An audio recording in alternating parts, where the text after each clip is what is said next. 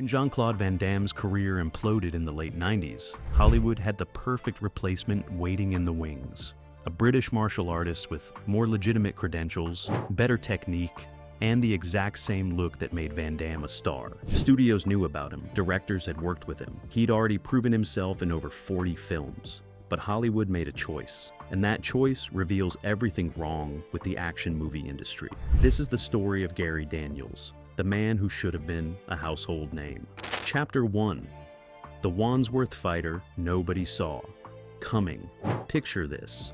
South London, 1970. A 7-year-old boy walks into a judo club in Wandsworth, and something clicks. Gary Daniels wasn't born into wealth or privilege. His father worked regular jobs. His mother raised the family. They lived in a working-class neighborhood where fighting wasn't a hobby, it was survival. But that judo club became his sanctuary. Within months, Daniels was obsessed. While other kids played football in the streets, he was in the dojo 6 days a week. Judo led to karate. Karate led to kickboxing. By his teens, Daniels had transformed himself into something dangerous. Not the street brawler type, but the disciplined warrior who could dismantle opponents with technical precision. At 16, he was already competing nationally. His instructors saw something special: perfect form, lightning speed, and an intensity that couldn't be taught. He earned his first black belt at 17, then another.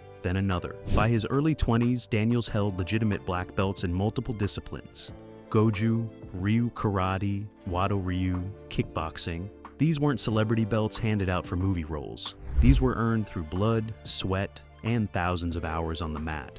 But Britain in the early 80s offered limited opportunities for martial artists. The tournament circuit paid almost nothing. Teaching at dojos covered rent, but offered no real future. Daniels watched American martial arts movies and saw guys with half his skills becoming stars. He made a decision that would define his entire life. If he wanted to prove himself, he needed to go where the real fighters were. He needed to go east. The decision shocked everyone who knew him. Leaving everything behind to chase fighting tournaments in Asia seemed insane. But Daniels had already spent his entire life proving doubters wrong. Chapter 2. The Journey East. 1983. Gary Daniels landed in Asia with barely enough money for a month's rent. No connections, no safety net, just his skills and an unshakable belief that he belonged among the best fighters in the world. He was 20 years old. The Asian martial arts circuit was brutal. Fighters from Thailand, Korea, Japan, and the Philippines had been training since childhood. They grew up in cultures where martial arts weren't exotic, they were foundational. Daniels, a white British kid, stood out immediately, and not in a good way, but he didn't care about fitting in. He cared about fighting. He entered every tournament he could find, taking matches on short notice, fighting in conditions that would have sent most Western fighters running. Rings with no padding, referees who favored local fighters, crowds hostile to foreigners. Daniels took it all, and he won. A lot. His kickboxing record started building. Legitimate victories against fighters who'd been champions in their home countries. Daniels wasn't just winning, he was dominating. His technique combined the precision of Japanese karate with the aggression of Western boxing. Opponents couldn't predict his combinations. His hands were as dangerous as his feet. By the mid-80s, Daniels was ranked internationally. The Asian fighting circuit also taught him something Hollywood would later ignore. He learned to take real hits and keep fighting. He learned to adapt to different styles, mid-match. He learned humility from masters who'd forgotten more about martial arts than most actors would ever know.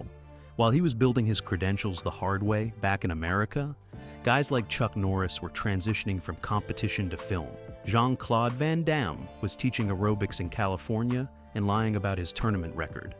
Steven Seagal was claiming to be the first foreigner to run an Aikido dojo in Japan, a claim later disputed. Daniels was the real thing. And it would become both his greatest asset and his biggest curse. Chapter 3. Hollywood or Bust. By 1987, Daniels had achieved everything the Asian circuit could offer: championship titles, international ranking, respect from fighters who usually dismissed Westerners. But he was broke. Tournament purses barely covered travel expenses. Teaching seminars paid the bills, but offered no future. He was 24 years old and faced a choice: Stay in Asia as a respected fighter making no money, or chase the dream that had haunted him since childhood. Hollywood. The timing seemed perfect.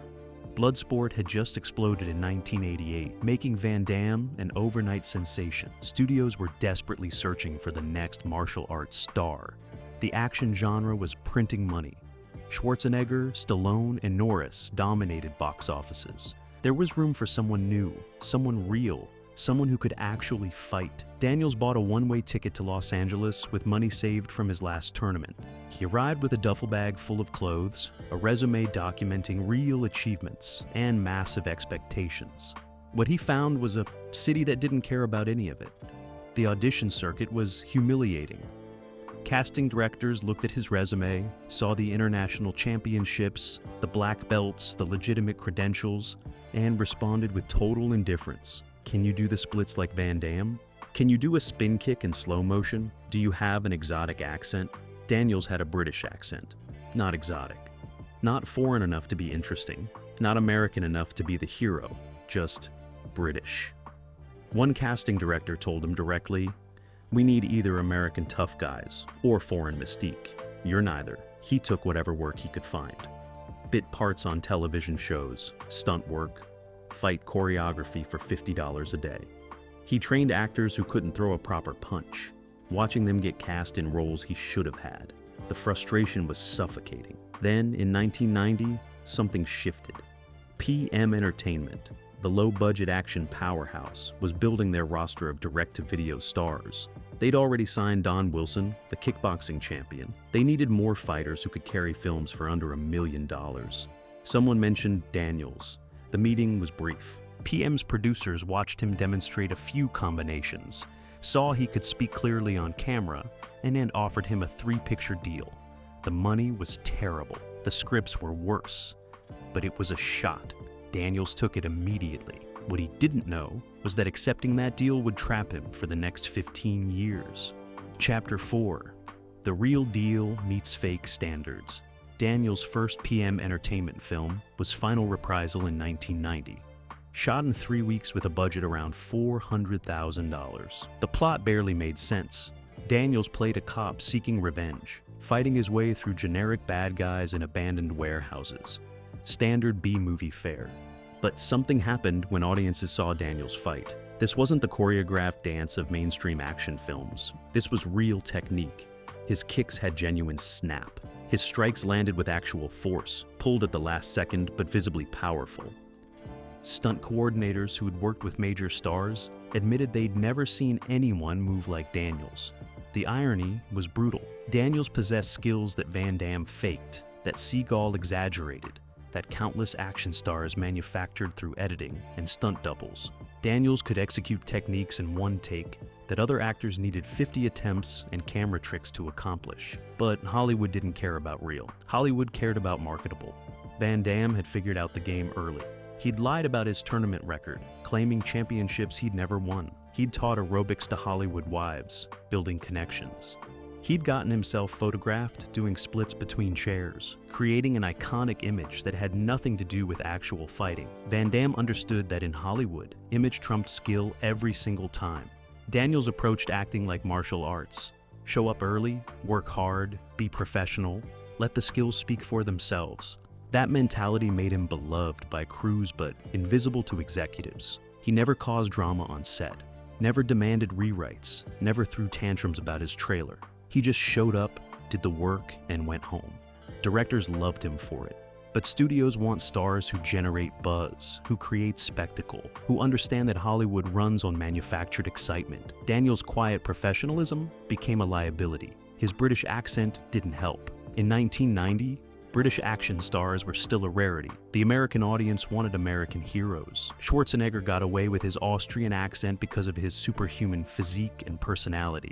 Van Damme's Belgian accent was exotic enough to seem foreign and dangerous. Daniels sounded like he should be serving tea, not breaking bones. Casting directors couldn't figure out where to put him. Too British for American tough guy roles. Too Western for the exotic Asian martial artist parts. Too skilled for the bumbling comic relief. He existed in a no man's land that Hollywood's narrow imagination couldn't process. Meanwhile, guys who'd never competed in a real tournament were getting $100 million budgets. Seagal, whose Aikido credentials were questionable at best, was headlining films. Lorenzo Lamas, who'd broken Don Wilson's face and stolen his career, was making millions. Even Dolph Lundgren, a legitimate karate champion, was getting bigger opportunities than Daniels. The pattern was clear. In Hollywood, connections mattered more than credentials. Promotion mattered more than skill. Being American mattered more than being authentic. And Gary Daniels, the British martial artist who'd proven himself against the best fighters in Asia, who could perform techniques that other action stars couldn't dream of executing, was making direct-to-video movies that most people rented by accident at Blockbuster. Chapter 5. The B-Movie Trap. Between 1990 and 2005, Gary Daniels made over 40 direct-to-video films. 40. That's nearly 3 per year, every year, for 15 years. Rage, Recoil, Deadly Target, Hawk's Vengeance, White Tiger, Rasit, Warhead, Deadly Outbreak, Pocket Ninjas, Fist of the North Star. The titles blur together into one long parade of low-budget action. PM Entertainment became his prison. The company operated like the Roger Corman factory of the 90s. Quick shoots, minimal budgets, maximum output. They'd identify a successful mainstream film, create a knockoff with a similar title, slap it in a video store cover that looked vaguely like the original, and watch rental money roll in. Daniels was their workhorse. He was reliable, professional, and could actually perform the action that sold these films. While Van Damme was demanding million-dollar paychecks and causing production delays with his personal drama, Daniels was showing up on time to sets in Thailand, South Africa, and Eastern Europe, making entire films for what Van Damme spent on catering. The quality varied wildly. Some directors understood what they had in Daniels and crafted fight scenes that showcased his legitimate skills. Others just needed a guy who looked good on a poster and could throw convincing punches. Daniels gave every film the same professional effort, even when the scripts were garbage. In Fist of the North Star, a live-action adaptation of the beloved manga, Daniels played the lead villain, Shin. The film had a slightly bigger budget, shot in legitimate locations, featured elaborate fight choreography. For a moment, it seemed like his breakout. The film tanked commercially and critically. Anime fans hated the adaptation. Action fans had never heard of it. His Hong Kong films, made with directors who understood martial arts cinema, were objectively better. Daniels worked with veterans of the golden age of kung fu films, choreographers who'd worked with Jackie Chan and Jet Li. Those films captured what made Daniels special: his speed, his techniques, his ability to sell both the brutality and artistry of combat. But they went straight to video in America. Most were never even released theatrically in the States. Here's the brutal reality. While Daniels was making 3 to 5 films per year for PM Entertainment, pulling in maybe 30 to 50,000 per film, Van Damme was earning 10 million per picture. Daniels' entire annual income was less than Van Damme spent on his entourage. The math got worse. A single episode of Walker, Texas Ranger, Chuck Norris's TV show, had a budget larger than 2 Gary Daniels films combined. The craft services budget, the money spent on food for the crew, on a Sylvester Stallone movie exceeded what Daniels made in a year. Daniels was trapped in a cycle that destroyed countless talented performers. Once Hollywood labeled you a B-movie actor, that label became permanent. Studios wouldn't consider you for A-list projects because you lacked mainstream credentials. But you couldn't build mainstream credentials because studios wouldn't cast you in A-list projects. Every direct-to-video release reinforced the perception that Daniels wasn't ready for the big time. Never mind that he was more skilled than the stars getting those budgets. Never mind that directors who worked with him praised his professionalism. Never mind that his films consistently performed well in their limited markets. He was the B-movie guy. And in Hollywood, that's a box you never escape. The saddest part? Daniels knew it was happening. In interviews from that era, you can hear the frustration. He'd talk about wanting to work with better scripts, bigger budgets, directors who understood action choreography. He'd mention that his skills were being wasted on films shot in 2 weeks with no rehearsal time. But he never stopped working. While other action stars from that era descended into bitterness or addiction, Daniels kept training, kept showing up, kept hoping the next film might be different. It never was. Chapter 6. The Van Damme Disaster and the Door That Never Opened. Then came 1996 through 1999, and everything changed. Jean-Claude Van Damme, the golden boy of action cinema, imploded in spectacular fashion. His cocaine addiction became impossible to hide. Production insurance companies started refusing to cover him. His marriage to Darcy Lapierre ended in a vicious divorce that exposed his infidelities and drug abuse. His box office returns started declining. Street Fighter bombed, Knockoff flopped, The Quest underperformed, Universal Soldier. The return barely made its budget back. By 2000, Van Damme's asking price had dropped from $10 million to $2 million. Studios that had built franchises around him were quietly ending their contracts.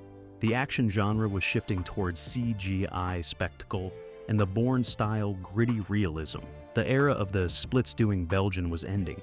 Hollywood needed a replacement. Someone with martial arts credibility, screen presence, and the physicality audiences expected from action stars. Someone who could step into Van Damme-style roles without Van Damme's baggage.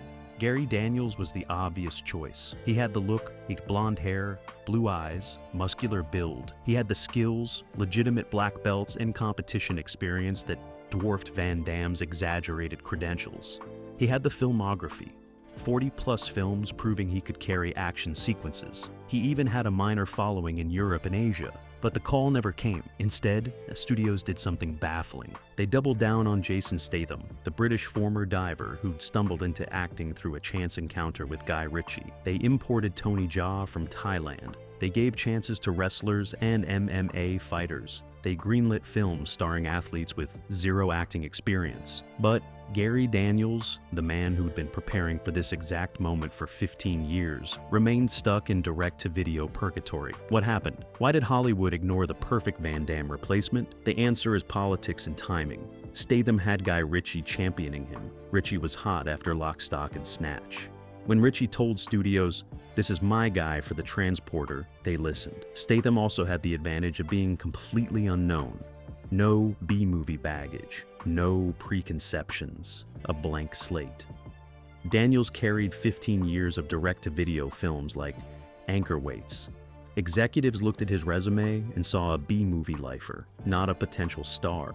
The fact that those B-movies existed because Hollywood had never given him a real chance didn't matter. By 2003, The Transporter made Statham a star. Ong Bak made Tony Jaa internationally famous. The action genre had moved on, and Daniels, now 40 years old, watched the window close. In 2010, Sylvester Stallone threw him a lifeline. A role in The Expendables, the ultimate nostalgic action film bringing together stars from multiple eras. Daniels appeared as the Brit, a villain's henchman. He had maybe 3 minutes of screen time and one fight scene with Jet Li. 3 minutes. After 20 years of leading his own films, Gary Daniels got 3 minutes in a major studio production. The fight was well choreographed. Daniels looked great, but it was too little, too late. He was a cameo in a film designed to celebrate action stars. The message was clear.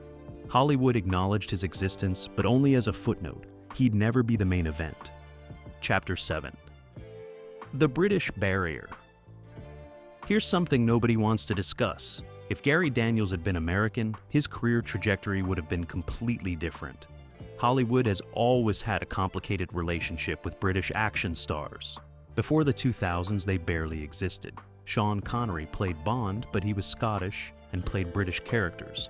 Michael Caine did action roles, but he was older and brought theatrical gravitas. The idea of a young, muscular British guy as an American-style action hero simply didn't compute for casting directors. American audiences wanted American heroes, or, failing that, exotic foreigners. Schwarzenegger's Austrian accent worked because he was massive and clearly foreign. Van Damme's Belgian accent was unusual enough to seem mysterious. Even Dolph Lundgren's Swedish accent got positioned as Russian for his breakthrough role. But British? That was the accent of butlers, villains, and intellectuals, not heroes who fought their way through armies of bad guys. Daniels' accent became an invisible ceiling. Producers would see his show reel, be impressed by his skills, then hear him speak and immediately lose interest. Some suggested he fake an American accent. Others wanted him to play villains exclusively, leaning into the British bad guy stereotype. Daniels refused to become a cartoon. He'd spent his entire life earning respect through legitimate skill. He wasn't going to abandon his identity to fit Hollywood's narrow imagination. The irony is painful. 10 years later, Jason Statham kicked down the door for British action stars, with his working-class London accent fully intact. Suddenly, British tough guys were marketable: the transporter, Crank, the mechanic. Statham proved that audiences didn't care about accent as long as the action delivered. If Daniels had been born 10 years later, if he had arrived in Hollywood in 2000 instead of 1988, he would have been riding the wave that Statham created. His skills, look, and filmography would have positioned him perfectly for the gritty, realistic action era. But he was early, too early for Hollywood to accept what he was offering. The industry needed someone else to prove the concept first. By the time Statham succeeded, Daniels was already 40+ years old and coded as a B-movie veteran. Timing, as they say, is everything. And Daniels' timing was catastrophically wrong. Chapter 8: Too professional to promote. There's another factor that destroyed Daniels' mainstream chances. He was too professional for his own good. Van Damme understood Hollywood isn't just about talent, it's about noise. Van Damme manufactured scandals, romanced co-stars publicly, gave outrageous interviews, posed for magazines, cultivated mystery and controversy. And he knew that in Hollywood, any press is good press. Daniels showed up, did the work, went home. No scandals, no public feuds, no leaked stories about on-set drama. He married, had children, lived a quiet life outside the spotlight. For a normal career, that's admirable. For Hollywood, it's invisibility. Publicists need material, journalists need angles, audiences need narratives. Daniels gave them nothing but competent professionalism. He was the anti-celebrity in an industry that worships celebrity. His interviews were straightforward. He talked about training, about respecting martial arts, about working hard. He didn't trash talk other actors, didn't claim to be the best, didn't create memorable sound bites that magazines could plaster across covers. Compare that to Seagal, who spun elaborate tales about CIA connections and teaching martial arts to Japanese masters. Or Van Damme, who gave emotional interviews about his struggles and comeback attempts. These guys understood that Hollywood sells stories, not skills. Daniel's story, British kid trains hard, becomes legitimate champion, makes honest living in B-movies, was too ordinary. Hollywood wanted mythology. They wanted the troubled genius, the comeback kid, the controversial rebel. Daniels was none of those things. He was a skilled martial artist who wanted to make good action films. And in Hollywood, that's not nearly enough. Chapter 9: The Late Recognition. Today, Gary Daniels is 61 years old. He's still working, still in remarkable shape, still capable of performing techniques that would injure men half his age. In 2011, he appeared in Game of Thrones as a Lazarene. Blink and you'd miss him. In 2016, Westworld gave him a recurring role. Small parts, but in prestigious productions that would have launched his career 3 decades earlier. The Expendables franchise kept using him for cameos. Expendables 2, Expendables 3. Always in the background, always underutilized, always proof of what Hollywood wasted. Social media has brought unexpected redemption. Younger audiences discovering his old PM Entertainment films on YouTube and streaming platforms are shocked by the quality. Comment sections filled with variations of the same question. Why wasn't this guy a star? Martial arts. YouTubers analyze his technique, praising his authentic form. Action film, historians include him in the documentaries about the direct-to-video era, finally acknowledging what fans always knew. Gary Daniels was too good for the films he made. Film festivals dedicated to action cinema give him Lifetime Achievement Awards. He appears on podcasts, telling stories about fighting in Asia, making films in obscure locations, watching Hollywood choose lesser talents for bigger opportunities. There's no bitterness in his voice. That's the remarkable part. He talks about his career with perspective and even humor. He acknowledges missed opportunities but doesn't dwell on them. He's proud of his body of work, even the films that barely had scripts. His cult following has grown. Fans trade his obscure titles, organize watch parties, create tribute videos. He's become a symbol of the talented performers Hollywood overlooked, the real martial artists who lost to manufactured stars. But cult appreciation doesn't pay bills like blockbuster money. Daniels spent his prime years making a fraction of what his skills deserved. He'll never have the mansion in Beverly Hills or the legendary status. Hollywood saw to that. Chapter 10. What should have been? Let's talk about the alternate timeline, the one where Gary Daniels got the opportunities his skills earned. In that timeline, when Van Damme's career collapsed, studios called Daniels. They gave him Universal Soldier sequels. They built franchises around his abilities. They paired him with legitimate directors who understood action choreography. In that timeline, Daniels becomes the first British action star to break through before Statham. He paves the way instead of following. His realistic fighting style influences the Bourne series before Matt Damon ever got cast. The gritty, technical approach to action that became trendy in the 2000s happens 5 years earlier, because Daniels is headlining films that showcase real martial arts. In that timeline, younger actors study his films to learn proper technique. He becomes the blueprint for how to shoot authentic action. His influence spreads through the genre, raising the overall quality of fight choreography. In that timeline, at 61, he's doing press tours for legacy sequels, celebrated as an icon who bridged the gap between old-school martial arts films and modern action cinema. His name appears next to Norris, Siegel, Van Damme, not as a footnote, but as an equal. But that's not the timeline we got. Instead, we got 40-plus B-movies that most people never saw. We got cameos and bit parts. We got a legitimate martial arts champion relegated to the background while lesser talents took center stage. The question that haunts Daniels' career is simple. Why? Why did Hollywood consistently choose wrong? Why did authentic skill lose to manufactured image? Why did quiet professionalism get punished while drama and controversy got rewarded? The answer reveals everything ugly about the entertainment industry. Hollywood has never been a meritocracy. Talent matters, but connections matter more. Skills are good, but marketability is better. Being real is fine, but being sold is essential. Gary Daniels had the skills to be Van Damme's successor. He had the look. He had the filmography, proving he could carry action films. What he didn't have was the right accent, the right connections, the right timing, and the willingness to play Hollywood's game of manufactured celebrity. So, Hollywood said no, not explicitly, they didn't need to. They just quietly chose everyone else and let Daniels fade into the direct-to-video background. Today, film historians are starting to correct the record. Academic papers about action cinema acknowledge Daniels as one of the most skilled performers of his era.